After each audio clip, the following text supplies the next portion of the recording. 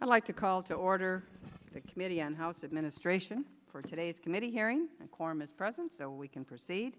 And the meeting record will remain open for 5 legislative days so that members might submit any other materials that they might wish to be included in the record. And first of all, we're going to have a quick markup here before we go into our hearing scheduled today on the National Zoo. Our markup, we will consider one item, which is H.R. 863, which is a bill to establish a commission to study the potential creation of a National Women's History Museum. The Committee on Natural Resources actually has primary jurisdiction over this bill, over this issue. House Administration has jurisdiction over the single issue of the bill of having the commission consider whether the museum should be part of the Smithsonian Institution.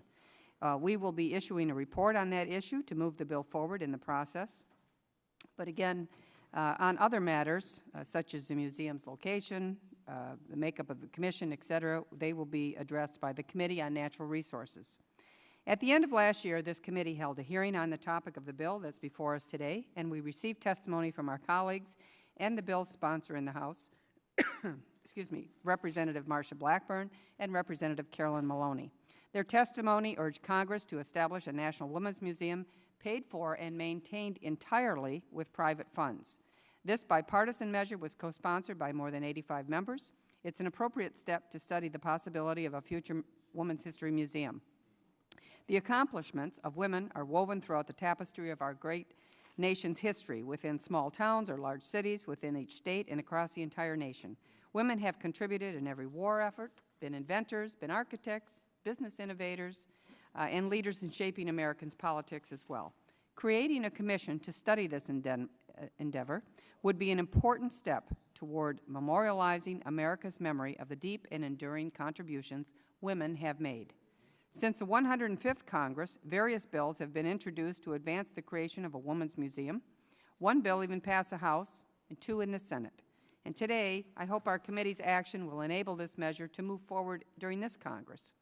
Establishing a commission is a step in the right direction to fully explore how such a museum would integrate with our existing national institutions, especially the Smithsonian, as well as regional and local cultural institutions, what it will cost, how we can fund it, and where would we put it. These issues, and I'm sure many more, are some areas that a commission will discuss, investigate, and make recommendations for consideration. And I'm sure that we can all agree that the intellectual, cultural, economic, and countless other contributions by half of our society deserve to have the right custodians for today and tomorrow's generation of women to learn about the accomplishments of yesterday's generations. And with this goal in mind, we are considering this bill to establish a commission to study the potential creation of a National Women's History Museum.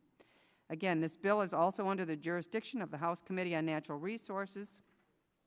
And it's also important to note that there has been talk that this bill hopefully will receive floor consideration this year. So I'm pleased to have the committee's members support to consider moving this bill forward and to provide an opportunity to determine how our nation can best represent the significant milestones and advancement of our foremothers. I would now recognize my colleague, my ranking member on the committee, Mr. Brady, for the purpose of his opening statement. Thank you, Madam Chairman. Madam Chairman, I join with you in supporting the bipartisan legislation providing for a commission to study the creation of a National Women's History Museum in Washington, D.C. Women comprise more than half of the United States population. They have achieved historic accomplishments in all fields of endeavor and deserve this opportunity for recognition in the nation's capital. I anticipate this action on the legislation will be followed later this spring by a hearing on the final report of the American Latino Museum Commission, which has been before us since 2011, and which you expressed an interest at the end of this year. I would urge the members, prior to final action on this bill by the House, to work to expand the size of the Women's History Museum Commission to a more workable number beyond the current 8, and to include presidential appointees, as was the case of the African American Museum and the American Latino Museum Commissions. This would enhance the Commission's chances of ultimate success. Look forward to the opportunity to evaluate the Commission's work during the 114th Congress, and I urge and I vote for this legislation. Thank you, gentlemen, very much. Are there other members of the committee that would like to have an opening statement? Gentleman, Georgia, Mr. Gingrey, Dr. Gingrey. Madam Chairman, I want to thank you for calling this markup on H.R. 863. The Commission to study the potential creation of a National Women's History Museum Act. If enacted, this legislation would establish a commission which would then be required to submit a report to the President and to Congress detailing their recommendations for the establishment of a National Women's History Museum located here in Washington, D.C. The bill will also direct the Commission to report on whether the Women's History Museum should be part of the Smithsonian Institution, which is why this committee has the opportunity to weigh in on the legislation before us today. While some museums devoted to women's history already exist, most cover only specific aspects of women's contributions, such as the National Museum of Women in the Arts or the Women of the West Museum. Rather than trying to pick and choose places to add women's history in existing exhibits, a National Women's History Museum will provide a chance to give a more comprehensive account of women's numerous contributions to our nation's history. Women make up more than half of this country's population, yet too often their achievements and their contributions throughout history have been overshadowed. It's past time that we focus on the important influence women have had in their own right, and this bill before us today creates a commission that is a critical first step in so doing. Today's markup gives us, as a committee, an important chance to show our commitment to ensuring that women's history is honored and given the attention that it deserves. Madam Chairman, I thank you, and I yield back. Thank the gentleman. Are there any other members that wish to make an opening statement? Gentlelady from California.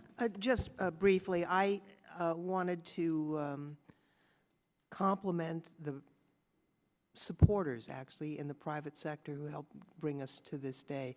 It was just a short period of time ago that you and I sat here and we had the authors here, but we also had the people who worked so hard out in the community to get support and to give us hope that we'll be able to actually see this as a museum. So I think this is a very important day. It's obviously it's just a first step, but it's an important first step, and I know that they are still committed to continuing their efforts. We're going to count on them. I see them here in the audience, and I wanted to note that. And thank you, Madam Chair. I agree with the ranking member. I hope that this can be a model for us and that we'll be able to take similar swift action on the Latino Museum, which has actually been under consideration for a considerable period of time. So if we had a hearing on that, maybe we'd have the same outcome on that. And I, with those comments, would yield back on this great day.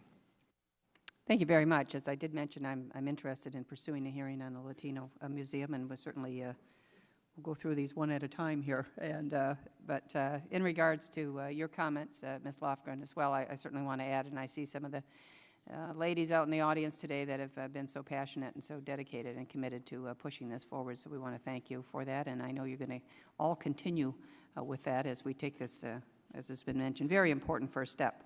I now call up and lay before the committee H.R. 863, and without objection, the first reading of the bill is dispensed with, and the bill is considered read and open for amendment at any point. Is there any debate? Are there any members that want to offer an amendment on the bill? If not, I would move that the committee favorably report H.R. 863. The question is on the motion. All those in favor signify by saying aye. Aye. Opposed, say nay. Motion carried. In the opinion of the chair, as I say, the ayes have it. So without objection, the motion to reconsider is laid upon the table. Does any member wish to file supplemental, minority, or additional views for inclusion in the committee report to the House? Madam Chair, Mr. Brady. I'd like to ask that the Democratic members will request the 2 additional calendar days provided by Clause 2L of Rule 11 of the Rules of the House in order to file views. Pursuant to Clause 2 of Rule 11, the member is entitled to 2 additional calendar days to file such views in writing and signed by that member with the clerk of the committee. I would now ask unanimous consent that the staff be authorized to make technical and conforming changes to the measure the committee just considered. Without objection, so ordered.